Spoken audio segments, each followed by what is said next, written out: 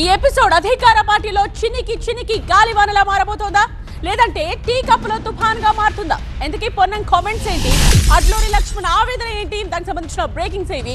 Cabinet మంత్రుల మధ్య కుల పంచాయతీ నడుస్తోంది. అడ్లూరి లక్ష్మణ్ వర్సెస్ పొన్నం వివేక్ గా మారిపోయింది పరిస్థితి.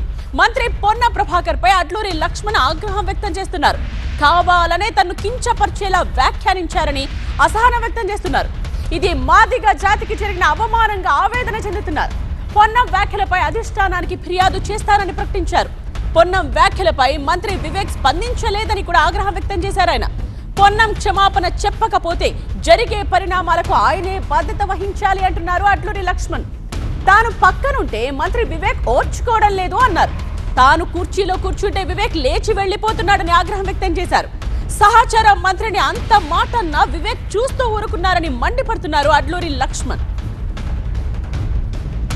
ఇంతకీ పొన్నం వ్యాఖ్యలేంటి, ఆయన ఏమన్నారో ఒకసారి చూద్దాం. వస్తున్నా స్టార్ట్ అయినాక జాయిన్ అవుతారా एग्जैक्टली पूछो नहीं तो हम पहले आप एक दो लोग बोलो, बोलने के बाद आप बोलो और आप बोलने के बाद हम दोनों कुछ बचे तो बोलते करो। आजमत आने दो शुरू, आप बोलो, आप मेन एक्टर उन्होंने है, साइड एक्टर कमेटी वाले क्या बोले थे, क्या है पूरा आप बोलो, आप ब्रीफ करो। कुछ नहीं भाई, करो, उसमें क्या होता है।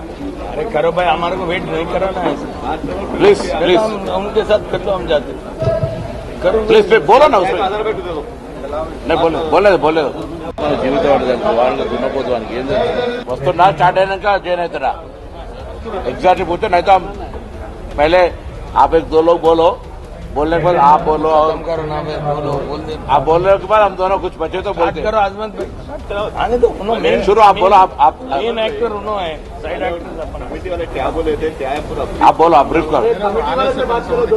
कुछ नहीं भाई, करो, उसमें क्या होता है। अरे करो भाई, हमारे को वेट नहीं कराना है, प्लीज प्लीज उनके साथ कर लो, हम जाते करो प्लीज, बोलो ना उसमें नहीं बोले 2 రోజుల క్రితం జూబ్లీ హిల్స్ లో నిర్వహించిన సమావేశానికి మంత్రి అడ్లూరి లక్ష్మణ్ సమయానికి రాలేదు. ఆ మీటింగ్ లో వివేక్ తో మంత్రి పొన్నం చేసిన వ్యాఖ్యలు లక్ష్మణ్ కి ఆగ్రహం తెప్పించాయి. కావాలనే తమను అవమానపరుస్తున్నారంటూ ఆవేదన వ్యక్తం చేశారు మంత్రి అడ్లూరి లక్ష్మణ్. ఆయన జరిగిన యథార్థాన్ని వాస్తవాన్ని ఒప్పుకొని తప్పని క్షమాపణ కోరితే ఆయన గౌరవం ఉంటుంది. ఆయన అన్న మాటకు వ్యక్తిగతంగా ఒక అనడం తప్పని విషయంలో కూడా ఆయన క్షమాపణ ఇస్తే ఆయన మంచి ఉంటుంది అనేది నేను మీ ద్వారా చెప్తున్నాను. ఇప్పటికే మంత్రి ప్రభాకర్కు, పొన్నం ప్రభాకర్ గారికి ఒకటే మాట చెప్తున్నాను.